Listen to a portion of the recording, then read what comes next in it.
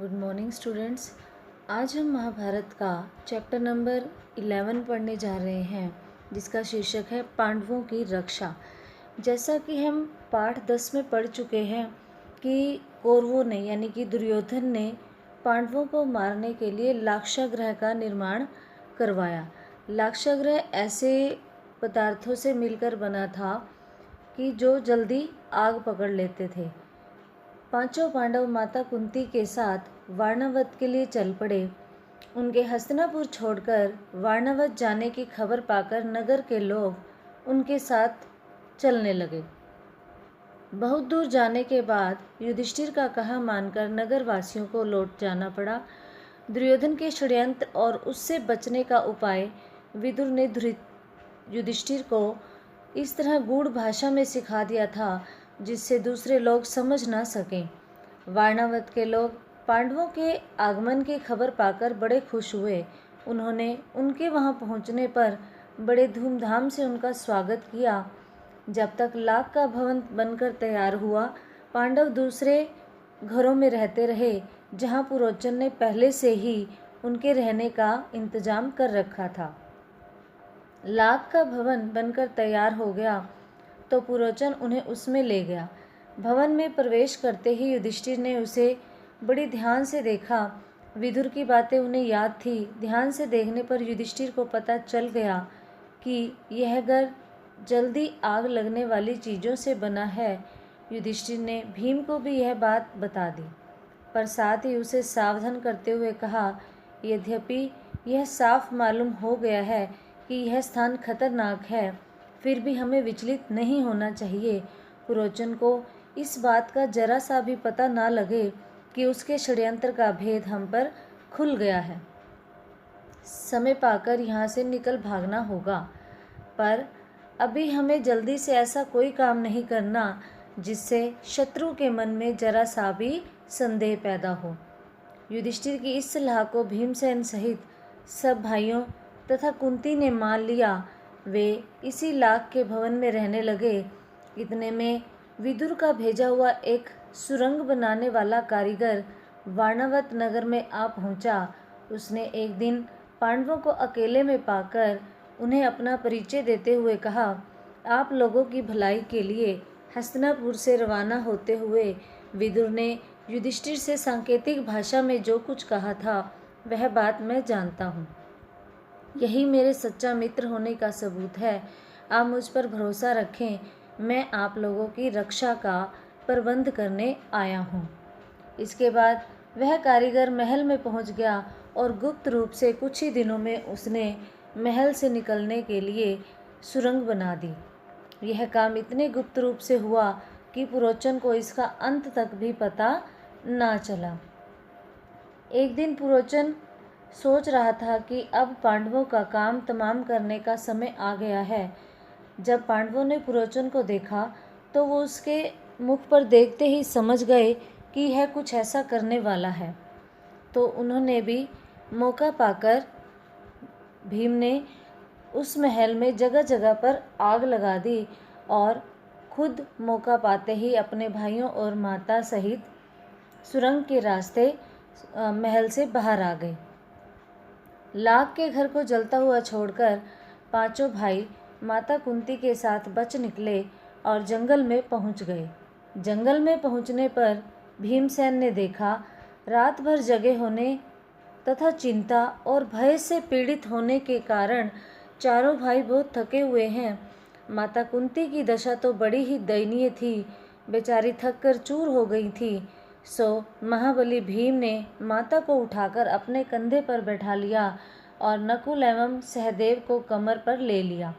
युधिष्ठिर को और अर्जुन को दोनों हाथों से पकड़ लिया और वह उसे जंगल के रास्ते से हाथी के समान झाड़ झंखाड़ और पेड़ पौधों को इधर उधर हटाता हुआ तेजी से चलने लगा। जब वे सब गंगा के किनारे पहुँचे तो वहाँ विदुर की भेजी हुई एक नाव मिली। युधिष्ठिर ने मल्लाह से सांकेतिक प्रश्न करके जांच लिया कि वह मित्र है। वे लोग अगले दिन शाम होने तक चलते ही रहे ताकि किसी सुरक्षित स्थान पर पहुंच जाएं। सूरज डूब गया और रात हो चली थी।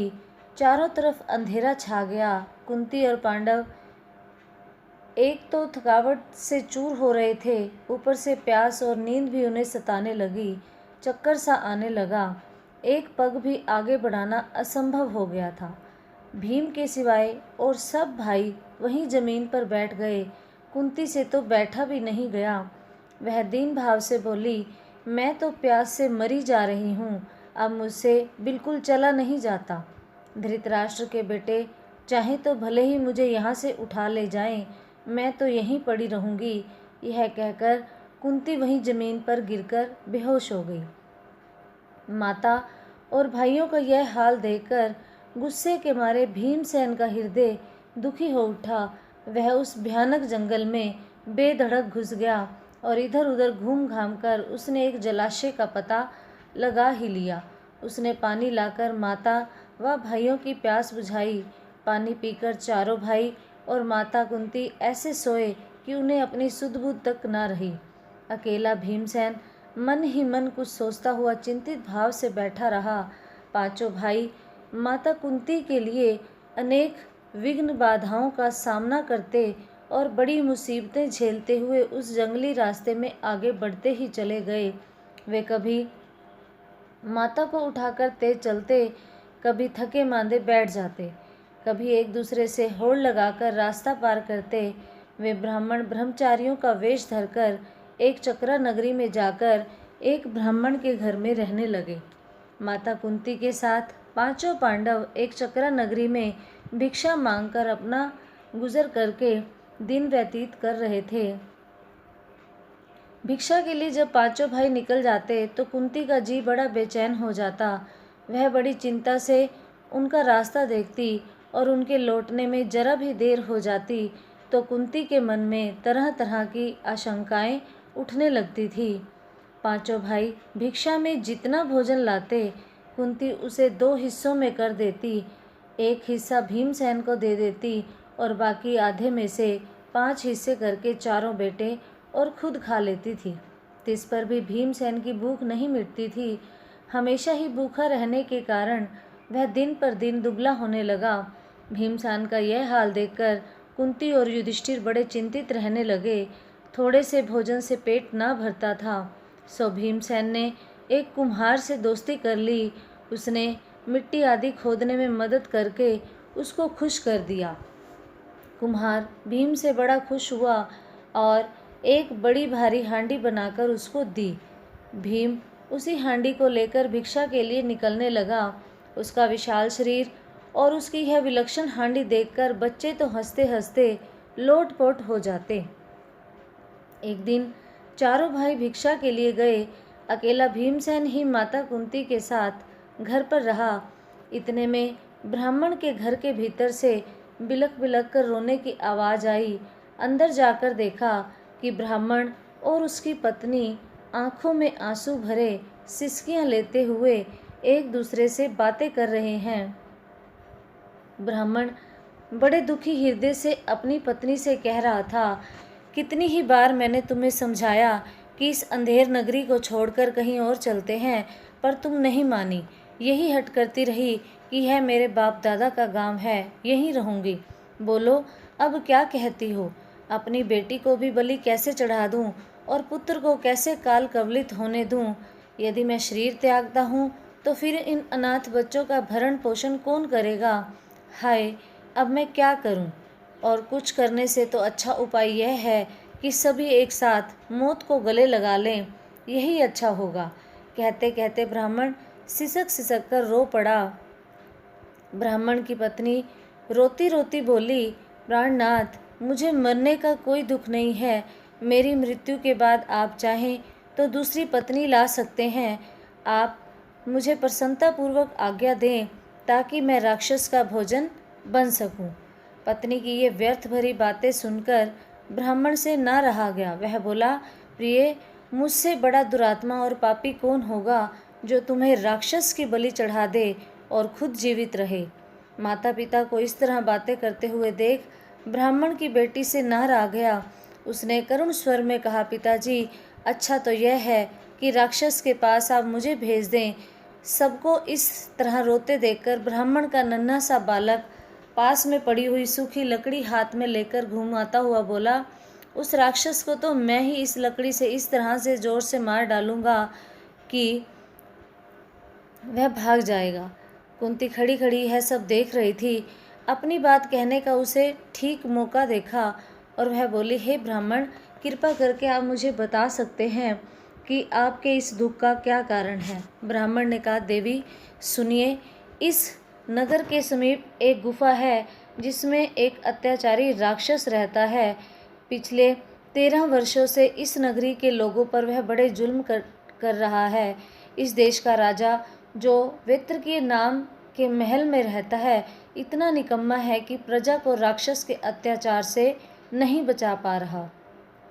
इससे घबराकर नगर के लोगों ने मिलकर उससे बड़ी अनुनय विनय की कि कोई ना कोई नियम बना ले। राक्षस बकासुर ने लोगों की यह बात मान ली और तब से इस समझौते के अनुसार यह नियम बना हुआ है कि लोग बारी बारी से एक आदमी और खाने की चीज़ें हर सप्ताह उसे पहुंचा दिया करेंगे। इस सप्ताह में उस राक्षस को खाने का सामान भेजने की बारी हमारी है। अब तो मैंने यही सोचा है कि सबको साथ लेकर ही राक्षस के पास चला जाऊं। आपने पूछा तो मैंने आपको बता दिया। इस कष्ट को दूर करना तो आपके बस में भी नहीं है। ब्राह्मण की बात का कोई उत्तर देने से पहले कुंती ने भीमसेन से सलाह की। उसने लौटकर कहा, हे ब्राह्मण, आप इस बात की चिंता छोड़ दें। मेरे 5 बेटे हैं, उनमें से अगर एक राक्षस के पास भोजन लेकर चला भी जाएगा तो उसमें कोई अचरज नहीं। सुनकर ब्राह्मण चौंक पड़ा और बोला, आप भी कैसी बात करती हैं? आप हमारी अतिथि हैं, हमारे घर में आश्रय लिए हुए हैं। आपके बेटे को मौत के मुंह में कैसे भेज दूं? यह कहाँ का न्याय है? कुंती को डर था कि यदि यह बात फैल गई तो दुर्योधन और उनके साथियों को पता लग जाएगा कि पांडव एक चक्रा नगरी में छिपे हुए हैं। इसलिए उसने ब्राह्मण से इस बात को गुप्त रखने का आग्रह किया था। कुंती ने जब भीमसेन को बताया कि उसे बकासुर के पास भोजन सामग्री लेकर जाना होगा तो युधिष्ठिर खींच उठे और बोले, यह तुम कैसा दुस्साहस करने चली हो महा? युधिष्ठिर की इन कड़ी बातों का उत्तर देते हुए कुंती बोली, बेटा युधिष्ठिर, इस ब्राह्मण के घर में हमने कई दिन आराम से बिताए हैं। जब इन पर विपदा पड़ी है तो मनुष्य होने के नाते हमें इनका ऋण चुकाना होगा। बेटा भीम की शक्ति और बल से अच्छी तरह परिचित हूँ। तुम इस बात की चिंता मत करो। जो हमें वारणावत से यहाँ तक उठा लाया, जिसने हिडिंब का वध किया, उस भीम के बारे में मुझे ना तो कोई डर है ना ही कोई चिंता। भीम को बकासुर के पास भेजना हमारा कर्तव्य है। इसके बाद नियम के अनुसार नगर के लोग खाने पीने की चीज़ें गाड़ी में रख कर ले आए। भीमसेन उछलकर गाड़ी में बैठ गया। शहर के लोग भी बाजे बजाते हुए कुछ दूर तक उसके पीछे पीछे चले। एक निश्चित स्थान पर लोग रुक गए। अकेला भीम गाड़ी दौड़ाता हुआ आगे गया। उधर राक्षस भूख के मारे तड़प रहा था। जब बहुत देर हो गई तो वह बड़े क्रोध के साथ गुफा से बाहर आया। क्या देखता है कि एक मोटा सा मनुष्य आराम से बैठा हुआ भोजन कर रहा है। थोड़ी देर सुस्ताकर भीम ने फिर कहा, अच्छा अब उठो। बकासुर उठकर भीम के साथ लड़ने लगा। भीमसेन ने उसको ठोकरें लगाकर फिर गिरा दिया। इस तरह बार बार पछाड़ खाने पर भी राक्षस उठकर भिड़ जाता था। आखिर भीम ने उसे मुंह के बल गिरा दिया और उसकी पीठ पर घुटनों की मार देकर उसकी रीढ़ की हड्डी तोड़ डाली। राक्षस पीड़ा के मारे चीख उठा और उसके प्राण पखेरु उड़ गए, यानी कि वह मर गया। भीमसेन उसकी लाश को घसीट लाया और उसे नगर के फाटक पर जाकर पटक दिया।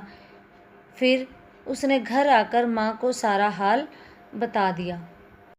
तो इस प्रकार बच्चों, एक चक्रा नगरी के लोगों को राक्षस बकासुर के अत्याचार से मुक्ति मिली। और वह मुक्ति किसने दिलवाई? भीम ने, जो कि बहुत ही बलशाली थे।